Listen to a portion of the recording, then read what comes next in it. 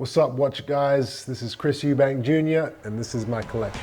And I was like, listen, give me the damn watch. I'm leaving the country. You said you would have the cash if I won. You don't have the cash, give me the watch. You gotta go get it, young fella. It's all about longevity. You know, the truth is my father went bankrupt. That taught me a lot. There is a world where you can lose it all. What does Bomac do for you in this fight? And how confident are you going into it?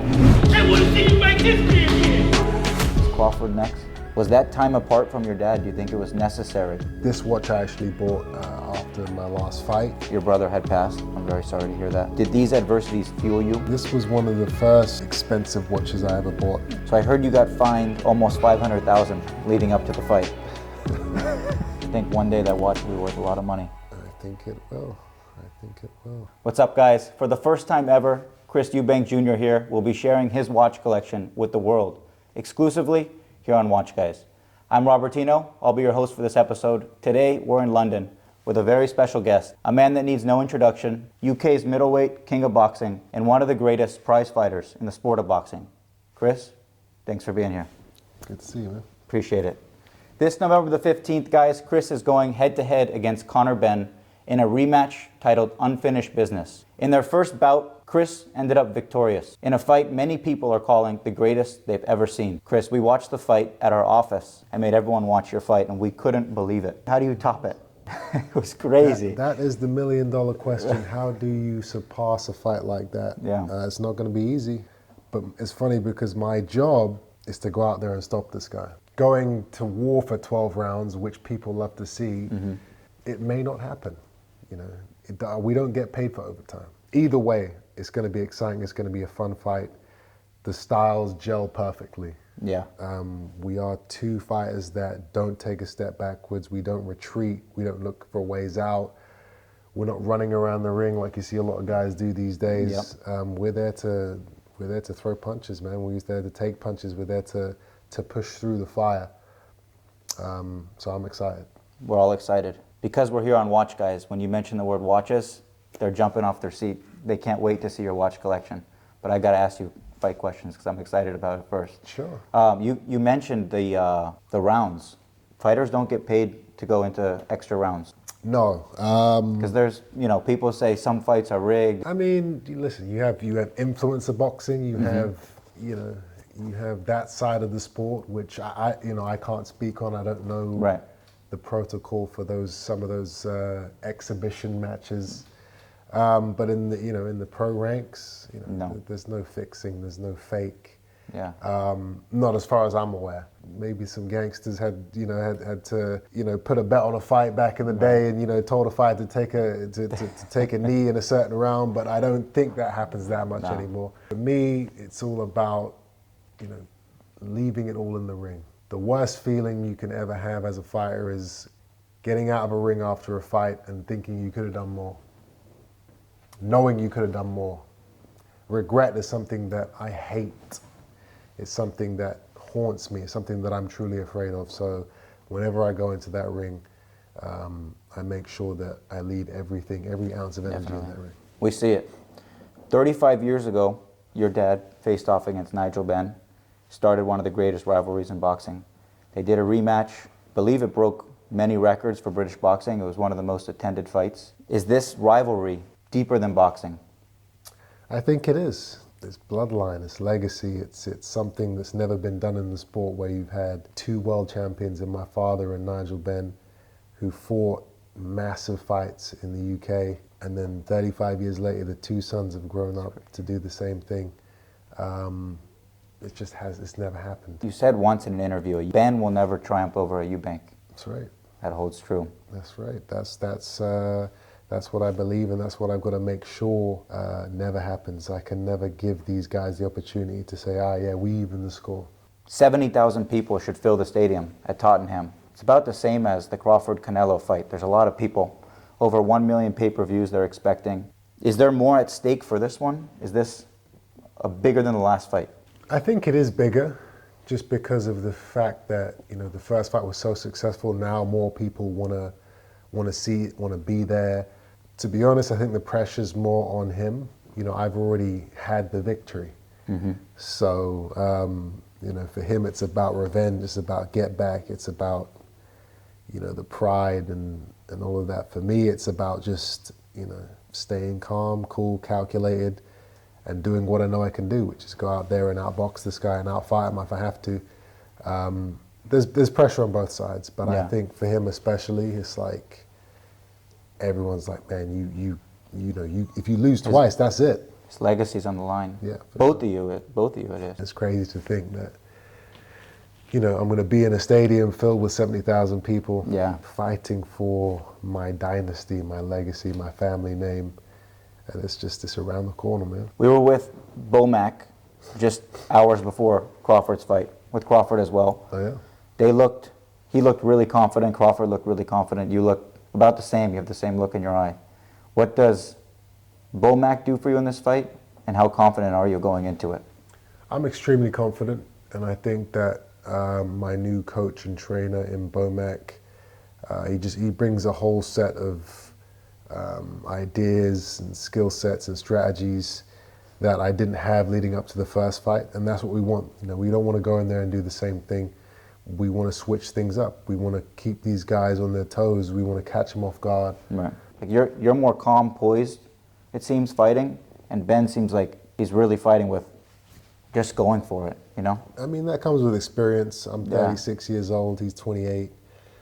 I've had, 39, 38 fights over 14 years. Wow. So I don't get excited.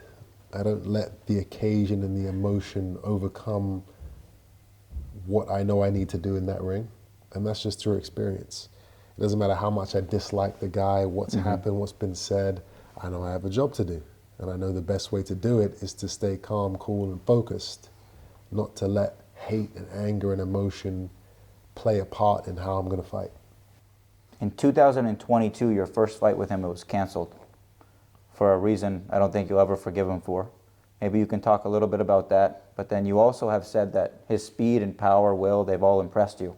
So tell us about your opponent. So yeah, 2022, Conor Benn failed 2 drugs tests leading up to our first fight, which resulted in him getting banned and not fighting for a few years. And that only kind of fueled the rivalry. The fight got cancelled, I think, 2 days before the actual fight. So, wow. Their team knew about these failed drugs tests. They tried to hide it all away from everybody, and it was exposed. That just shows you the type of person that he is and the type of people that he has around him, that he was willing to do that they were willing to try and get that fight through over the line, knowing he was using steroids. Even though he failed and all that, and using it, yeah. Right.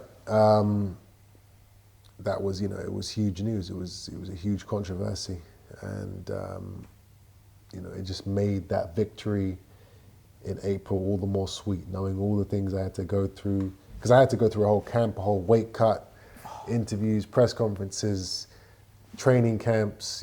Was that first one supposed to be at 160 as well? I was at 157.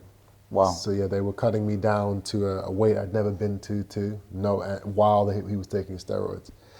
So yeah, that just made the rivalry even more bitter and real. Yeah. It became more about our story than what our fathers had done. And now we've had this amazing fight. Now it really is just Chris Eubank Jr. and Conor Benn. Mm-hmm. Those are the names that are holding this fight up. It's not about the past. Senior, Chris Eubank Sr. and Nigel Benn. Were they as big as rivals as you guys, or you guys are more? It's pretty close. It's pretty close. Yeah, I mean, I don't know. You'd have to ask the people. Mm-hmm. This generation would say that. I'll ask you guys that. Me and Conor are, but yeah, it's close, man. It's real. Wow. So did the 160?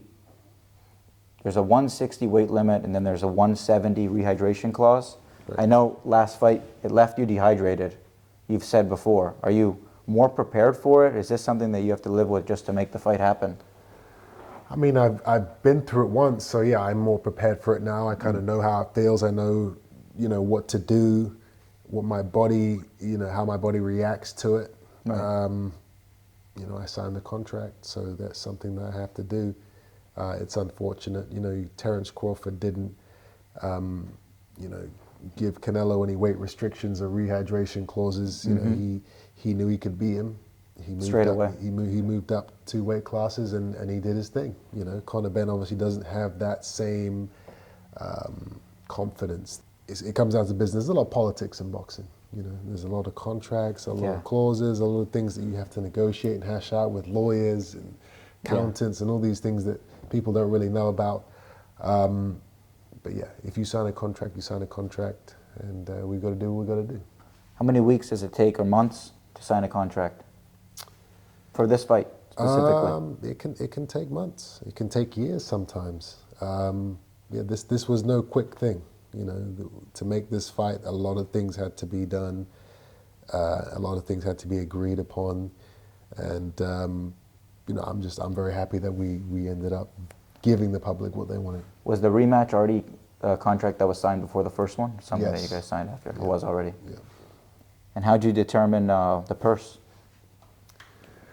Something you negotiate yourself? Yeah, it's, you know, it's a back and forth. All right, I want this. No, we want to give you this. All right, so we got to go there. You know, you go back and forth until you guys agree on a number. We're going to have to take him to Hatton Gardens. Go buy some watches. Yeah. Go negotiate. You know, one thing that I made sure of was that, you know, we would make more in this fight than we did in the last fight. There was actually a clause that Tell us, yeah? if you lose, you get less.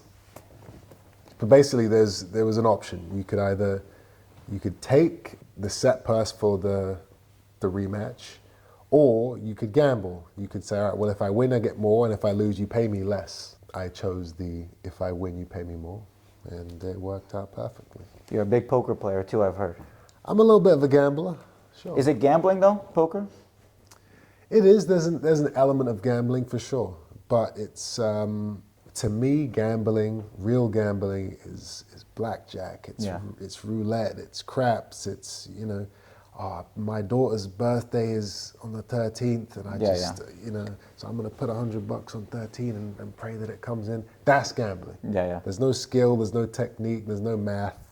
It's just, you know, you're just playing against the casino, and they have a huge advantage. Poker, on the other hand, it's math. It's reading your opponent. It's body language. It's bluffing. There's strategy to it. It's a real game. You're a strategist. I am. You have to be. And I think that boxing kind of enabled me to, you know, I use some of the skills that I have in boxing For sure. on the poker table. Right. So I heard you got fined almost $500,000 leading up to the fight. $100,000 for the egg slap on Conor Benn, $375K for missing weight by half an ounce, and then $10K for a sauna. Where's this money going? The fines. What a wonderful question. You tell me. You tell me. You know, yeah, I got fined a lot. Yeah. It was actually, I think it was $500,000 for the weight.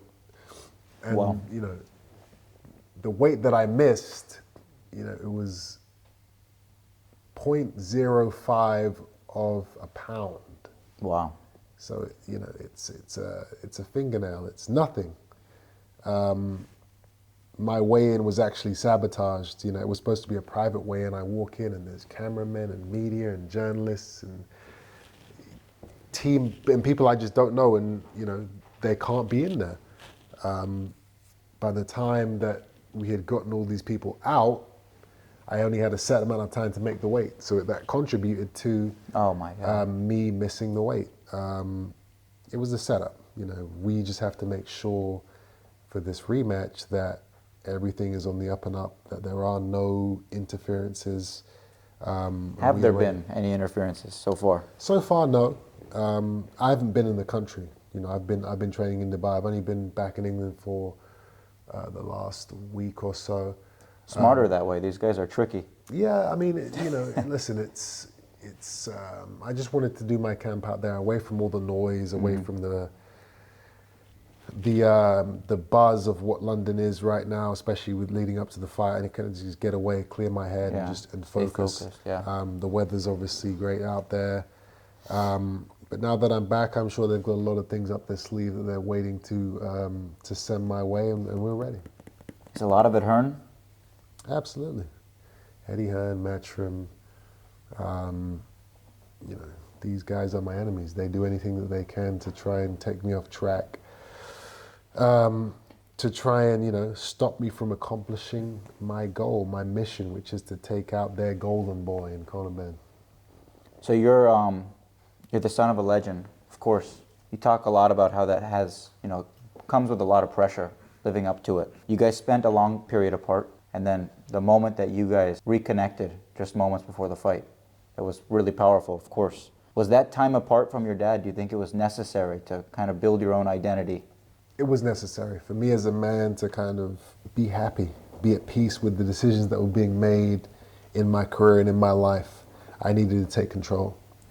And that's what I did, you know. And obviously that kind of, it caused a rift between me and my father, which you guys saw kind of in the build up to the last fight. You know, we hadn't been on speaking terms. We weren't around each other for many years. So for him to kind of come through and show up when he did right at the last minute, even though it was at the last minute, it meant the world to me. You guys are in a good place right now. Yeah. I'd love to hear it. Leading up to last fight, in addition to that, before, of course, your brother had passed, I'm very sorry to hear that. You were away from your dad, and then you were raising Rahim as well as your own son, I imagine, before the last fight. Did these adversities fuel you for the fight, and do you have any adversities now that are fueling you, or are you doing this for them? Yeah. Any adversity in my life has always fueled me to push harder and be stronger and be better in boxing and in life. Life is not easy. People look at you on social media and they see, you know, this lifestyle and they think, oh, he's got it made, he's so lucky. But they don't see the dark sides. And there has been a lot of dark sides in my life, and I've been blessed and able to, you know, kind of use them to make me a better man. And yeah, I'm still dealing with stuff to this day. You know, it's a part of life. It's a part of being a human being. You just got to do your best. You're 36 now. Is a knockout at Tottenham the perfect walk away from the sport, or what's left? I don't ever talk about walking away or retirement or even what's next. I focus on the mission at hand. If you look past your opponent, if you look past the fight, you know, thinking about who I'm going to fight next and what I'm going to do next and where I'm going to go next, that's when mistakes can happen. I don't make mistakes. That does it for my boxing questions. I have some rapid fire questions for you. Okay. I want to do those. Favorite boxing movie? Undisputed with Wesley Snipes. Wesley Snipes? Yeah. Favorite boxer of all time? Muhammad Ali. Favorite fight? Diego Corrales versus Castillo. That was a pretty good fight. Will you ever forgive Conor? If he apologizes and admits to his wrongdoings, we can talk about forgiveness. How do you like your eggs?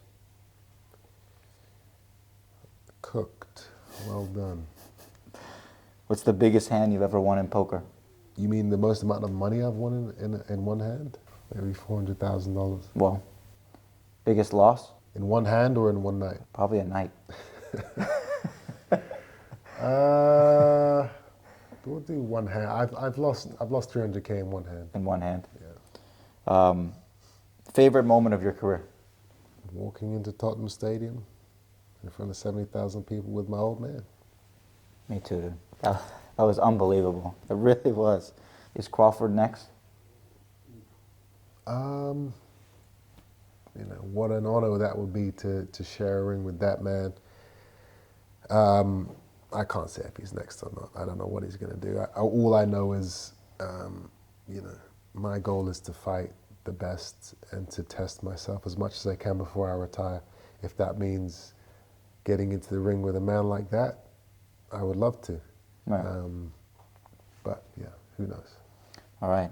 That does it for the boxing questions, guys. I have a little gift for you from us at WatchGuys.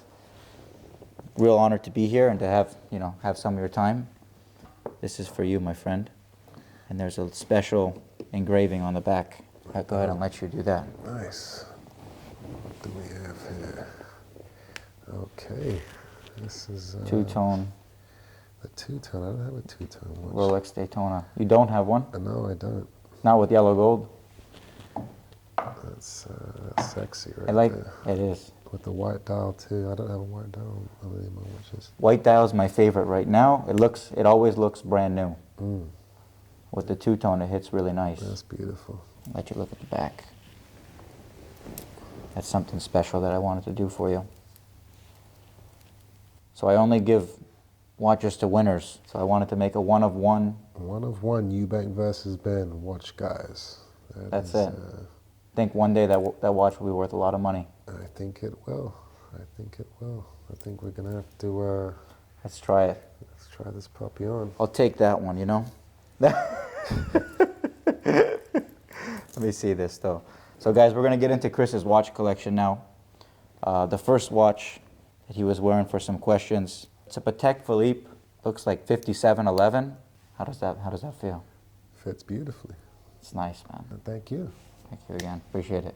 Tell us about your collection though. Obviously, I'm living in Dubai at the moment, so most of my watches are out there, but I have a few out here with me. This watch I actually bought after my last fight, just as a, as a little gift. Celebration, yeah. I love Pateks and I love diamonds. Hard to beat. You like diamonds? Yeah, I'm a diamond guy. I like diamonds. I had a diamond AP for a long time. Baguettes. Yeah. I always wanted baguettes on a watch, so I got that after my last fight. Where does Chris Eubank Jr. buy watches? All over the world. I bought watches from New York. I bought watches in Dubai. I bought watches out here. ADs or jewelers? Like the official retailer, or do you walk into a jeweler? It's a mix. Mix. It's a mix. Something. I know WatchGuys. Sometimes I get it from them. I won this watch. This is a cool watch. In a poker game with Franck Muller. I won big at this private poker game, and they didn't have the cash there on the night to pay me out. Yeah. And I was leaving the country the next day, and I didn't trust. It's They not would that I give didn't it to trust them, but I don't know. I'd never been to the game before, and I was like, you know what? The guy the host was wearing this watch, and I was like, how much is that watch? It's about 10 grand. You know what? You owe me that. Give me the watch. He was like, come on, man, it's my watch, man. I was like, listen, give me the damn watch. I'm leaving the country. You said you would have the cash if I won. You don't have the cash. Give me the watch. He's like, oh, all right, man. Right, here you go. He gave me the watch. So that was that. This is it's a Franck Muller King Rosso Vivo Rosso. So it's a red edition in Italian. That's live red or live bold. I think you live bold, especially with that story. But it's a cool watch. It's a cool watch, yeah. You have a cool collection. Just even here, I know you said you have more, but this is like, I was telling Maz and the guys, this is a true WatchGuys collection. It's well versed. It's very well versed. You have a quartz watch here. It's a special watch, actually. That is, that's, I haven't seen that watch in a little while, but I found it. You wore it a lot? I've worn it a few times. It's actually one of the first watches to have analog and digital. Yep. First analog and digital chronograph. Right. Quartz watch. It's it's special. It's actually a gift from an old family friend. I wouldn't wear it on a night out, but it's a cool watch to just have. When did you get this? Oh, years ago. Yeah, years ago. It was it was a gift from an old family friend after I won one of my fights. Oh yeah?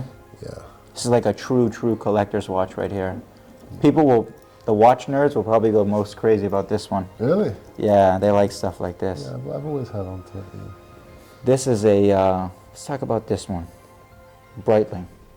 The Breitling. This was one of the first, expensive watches I ever bought. And what it run you? I think at the time it was maybe around 7,000, between 7 and 10. Sounds about right, yeah. My old man was always in his suits and he was always dressed to the nines. I was like, you know what? No, I've made a little bit of money in the boxing game. Let me just at least try and step up my game a little bit, buy a decent little watch. And nice watch. The special thing about this one is the crown is actually on the opposite side, which makes it kind of rare, I think. It makes it, do you know Rolex's Sprite? Yeah. So it's just like that. Okay. But it's the Chrono-Mat. So they kind of reinvented it, putting it back on the left side. It's a nice watch. What year did you buy this one? That had to was it was reckon, yeah. after my 4th or 5th professional fight. Against who? This was, gosh, maybe I think it might have been against a guy called Bradley Price. So this would have been around 2012. 2012. Yeah. And tell us what, how much were you making back then? Well, in my first ever fight, I got paid £12,000. Second fight? Do you remember it like that? I don't remember the incarnations, but yeah, in boxing you win and you get paid a little bit more, a little bit more, you know. Obviously that is. I mean, you know, a lot of fighters don't make anywhere near that for their first fights. You know, I had the name. I was on. My first fight was on Channel 5, terrestrial TV here in the UK. I think 2 million viewers at the time. You know, I was a promoter's dream, so I got, you know, a good purse from the jump, and but I was always responsible with my money. That's one thing I always made sure to do. Yeah, I bought little things here and there, but most of my money, it went into a savings account, and I just let it grow and grow and grow and grow until I could buy my first house. I didn't buy the cars, I didn't buy all the, you know, the clothes and go and blow the money in the clubs, popping bottles. You know, I bought 1 or 2 little things here and there, but most of it was, I gotta get this house. You know? Just saw Conor Benn's Rolls Royce. What'd you think of that? Yeah, he bought that with the money that I lost the fine money? due to the fine. Yeah, he likes to remind me of that every time he sees me. Wow. What can I say? So he's not spending it wisely like you. I mean, listen, when you say wisely, you know, it's, you shouldn't spend money out of what you can afford. You know, as long as you're within your means, Yeah. it is what it is. It's relative to everyone. Right, it's relative to everybody. It's all about longevity. You know, the truth is my father went bankrupt. That taught me a lot. You know, it taught me that it doesn't matter how much money you make, how famous you are, what cars you got, what houses you got. You know, there is a world where you can lose it all. So when you have that in your mind coming up, you know, it just makes you a lot more respectful with your money. And Happened to my dad too, growing up. right, yeah. My dad started from, I told you he's from Rhode Island, and he was one of the first guys to ever buy and sell gold. He went to college in Miami, but on the side he started buying and selling gold chains and taking them to the market there, selling them. Grew a pretty big business in LA, owned a lot of like jewelry stores, a chain of them. In the 2008 real estate crash, he lost everything. And as a kid, we had to move out of the house, move to an apartment. I saw him, the pain that he went through. He built it up again, and then about 5 years after he built it up and we were living comfortably back in a house, he lost it all again. Again, huh? And it was, someone robbed his business, actually, our watch store. Well, like Actually gunpoint robbed rob? him. We were closed. Wow. We were closed, so he lost everything twice. And he's 72 today, but that's what drove me. Can't rely on anybody, you have to do it all yourself. And you have to do it responsibly and respectfully. Mm-hmm. You know, a lot of people, I see guys out there all the time, you know, they get their first little paycheck, they make their first little bit of money, they're in the clubs, they're in, you know, they're on vacations, they're doing all these things. It's like, money doesn't, just because you made some money now, it doesn't mean you're going to make money again. Not every year's a good year. Yeah. That's what my dad said. You've got to account for the times when things are tough. Yeah. You know, and so you always have to have that reserve, you know. Savings, like you said. You got to. Yeah. This last watch here, it's an AP 15500. Probably my favorite of these as a daily. Which one gets the most wear? And tell us about this one too. Yeah, I'd say that watch. This one? Just, yeah, it's something, it goes with pretty much, it's the best. you know, all outfits, casual, smart, sports. You know, it's you can wear that wherever you need to be. It's comfortable. It looks great. And Bracelet's the best on an AP, isn't it? Yeah, yeah. If you had to pick one between Patek, Rolex, or AP, what do you choose? Probably Patek. Patek. Yeah, I mean, you know, yeah. It's like it's hard to beat, man. It is. It's hard to beat. It's also the hardest to buy a watch from the AD. Right. Have you ever bought one from an AD direct? No. No, I haven't. They make it freaking hard. You've heard, I'm sure. Yeah. Yeah. I know the stories. Do you view watches as investments, like as a way to store money, or how do you view them? You just like them? You knew your watch was pretty good. Yeah, I mean, I'm not really the type to buy a watch to like thinking, all right, I'm gonna buy it now to sell it later. Right. Like if I'm gonna buy something, I'm gonna use it.